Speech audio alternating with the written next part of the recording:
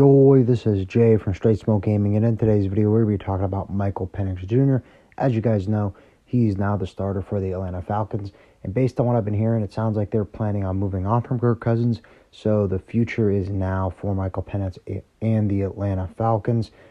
So we're going to be doing a career sim in this video. If you don't know what that is, we sim the entire player's entire NFL career, taking a look at stats, if they win Super Bowls and all that. So starting off here in year one, Penix is going to be a 70 overall. He's going to have a normal development trait. It'll be interesting to see what kind of jumps we have and how he performs in the 3 games that he will be playing, because Kirk just got benched, so he's not going to have a full season to put up stats. He's only going to have 3 games, so it'll be interesting to see what kind of a jump he does take from year 1 to year 2. I do think he'll do good. I think Penix was one of the quarterbacks I liked more in the draft.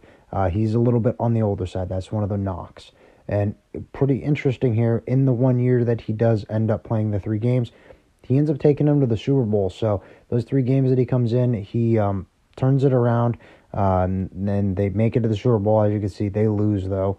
So, I mean, I would say that's pretty good. I mean, if you're a Falcons fan, I would say you're pretty much writing this season off as a loss, and you're just seeing what you got with Penix. So for him to be able to take you to the Super Bowl, I'll count that as a win. So in his limited playing time, he has 833 yards, 8 touchdowns, 3 interceptions, complete 74% of passes. I'll say that's pretty good. I mean, we would like to see him play for the entire season, rookie season, to see like what those numbers would look like. But in the little bit he did play, he played good. On the rushing side, he gives us 25 yards and a touchdown in his first career. Not really known for rushing, I don't think, so that'll be something to watch out for. Here in year 2, as you can see, he jumps up 3 overalls now. So he's a 73 overall, still has that normal development trait, so that sucks.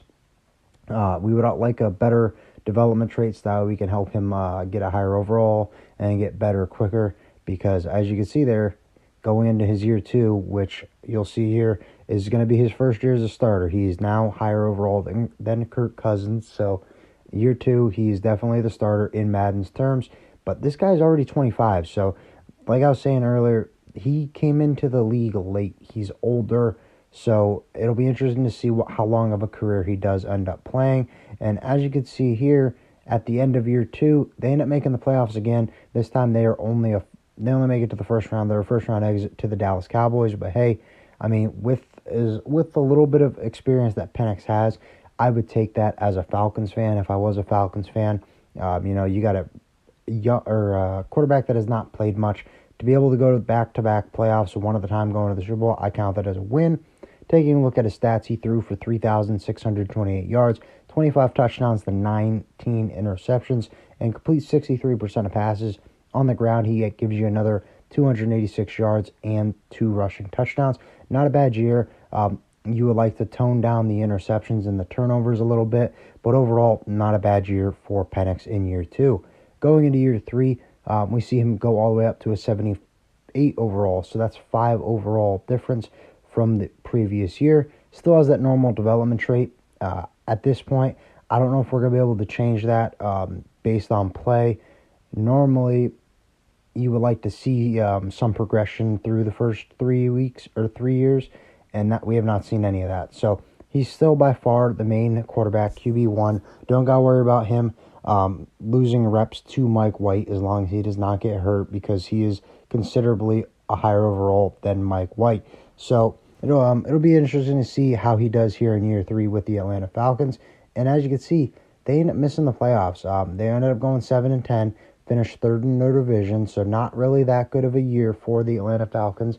But just because the Falcons had a bad year doesn't mean Michael Penix couldn't have had a good year. So let's go ahead and take a look at his stats. And here in year 3, he ends up throwing for over 4,000 yards, throws for 4,083 yards, 39 touchdowns, 23 interceptions, 66 completion percentage. Pretty good year. The only knock, I guess, is the interceptions. 23 interceptions, that's a lot. You cannot turn the ball over that much and expect to win games. So on the rushing side, he ends up having 296 rush yards and four touchdown scores on the ground. I'll take that. I don't really consider Penix a mobile quarterback, so any extra numbers he gives us here is honestly just a bonus.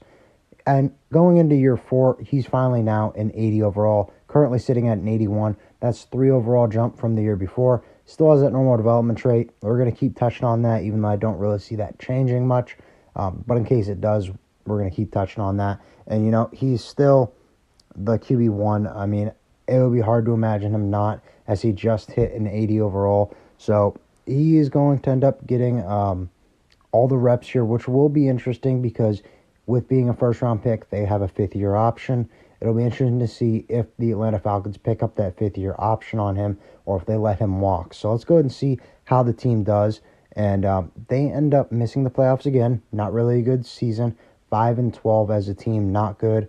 They finished last in their division. But like I said last year, just because the Falcons as a team don't do good doesn't mean Penix can't play well. So let's go ahead and take a look at his stats. This is a career sim, so we are more focused on him as opposed to team success. So Penix here, he ends up throwing for 3,868 yards, 36 touchdowns to 18 interceptions, completes 63% of passes.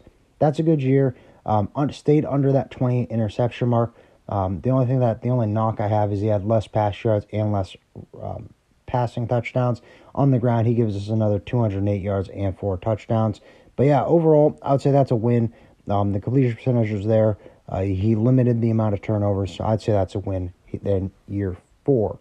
So going into year 5, it looks like they did pick up his option. He's now currently at an 84 overall. That's going to be a +3. Still got that normal development rate. I would imagine if you pick up a quarterback's fifth-year option, because fifth-year options aren't really cheap, I would imagine if you're going to pick up that fifth-year option, he's going to be your quarterback 1. It would be kind of pointless to pick that up if you're going to bench him. So let's go ahead and double-check.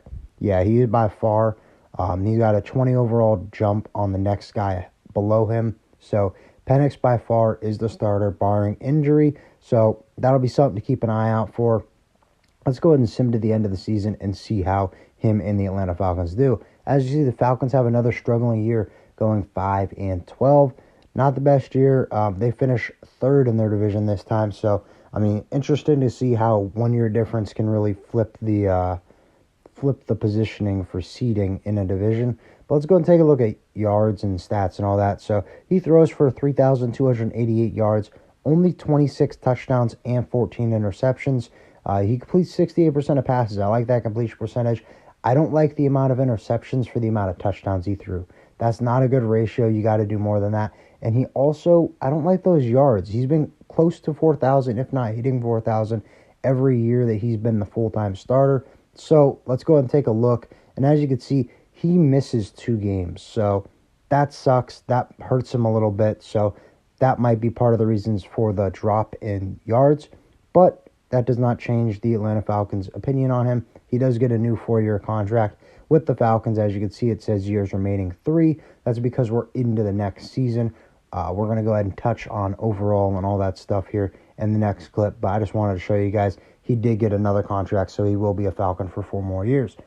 Starting off here in year 6, he goes up to an 86. That's going to be a +2 overall jump. Still got the normal development rate and is quarterback 1. I would imagine if you got a new contract for 4 years, you're probably signing a guy to be your quarterback 1. So yeah, that's he's pretty much above everyone else. There's really there's no one else close to competing with that. So yeah, Penix still the quarterback 1. Let's see how he does on a new contract. So at the end of year 6, as you can see, they make playoffs. He ends up going to the second round where they lose to the Rams. One thing that I did see throughout the sim is Anthony Richardson's a Ram. Thought that was cool. We'll go ahead and talk about that. But we're going to go ahead and take a look at stats. So starting off, passing yards. He throws for 4,365 yards, 41 touchdowns, 12 interceptions, has a 69 completion percentage. These are the best numbers we have seen Penix put up in his entire career. So year 6 is kind of where we see that breakout for him. I like the low interceptions. I like the amount of touchdowns he scored. I like getting over 4,000 yards, not by a little bit, but by a considerable amount. 300 yards is a lot of yards. And then on the rushing side of it, he gives us 319 and 3 touchdowns. Like I was saying, he's not really known to being mobile, so anything that he gets us on the ground, I consider a bonus. And here in year 7, he's still an 86, so that'll be something that we're going to talk about here. He does hit his age 30 season. It'd be interesting to watch here in the next couple of years to see if he falls off or anything. That is kind of like the peak for some players, most players, I would say. So going into year 7, he's an 86. That's exactly where he was last year. Still has that normal development trait. And taking a look at the quarterback room, he still has the lead. He's 4 overalls up on Richard May. As you can see, he was a highly drafted quarterback based on the player tag. So maybe that's the guy they're planning on passing the reins off to here in a couple seasons. But yeah, Penix at an 86. It'll be interesting to see how the team does. So as you can see, in year 7, they still make playoffs. So really good to see that. They were only a first-round exit. So we have seen Penix have success going to the playoffs, but not much success in the playoffs. So let's go ahead and take a look at how he played as an individual. Throws for 4,477 yards, 44 touchdowns, 15 picks, completes 69% of passes. So, these are back-to-back seasons where Penix has kind of put up like MVP type of numbers, in my opinion. You're throwing for over 40 touchdowns. That touchdown to interception ratio is good. You're completing almost 70% of your passes. You're throwing for almost 4,500 yards. So, these numbers are good. And then on the rushing side, he gives you a 238 and another touchdown score. So, in the later parts of his career, he has gotten better compared to when he first started. So going here into year 8, we do see the first drop. He's now an 84, so that's going to be a 2 overall drop from the previous year. Still has that normal development trait. He's had that his entire career. Not surprised by that. One thing I do want to check with this being our first overall drop is he's still going to be the quarterback 1 in Atlanta, and it does look like he is. But Rich May, he's right there. He's right there. So this might be the last season we see with Michael Penix in a Falcons uniform. They might end up cutting him to save some money. He might end up getting traded. So we're going to have to take a look at that at the end of the season and when we get to the offseason and all that. But for this season, as long as there's no injuries, Michael Penix should be the starting quarterback. So we sim to the end. They don't make playoffs. Maybe that was some of the deciding factor as to if he will be there or not. Let's go ahead and take a look at how he played, though. And he throws for 4,311 passing yards, 40 touchdowns, 12 interceptions, completes 70% of his passes. And based on those numbers, this is the third, in my mind, MVP caliber season that he has put up. He did not win MVP in any of these years, so that sucks. He's playing like an MVP potentially.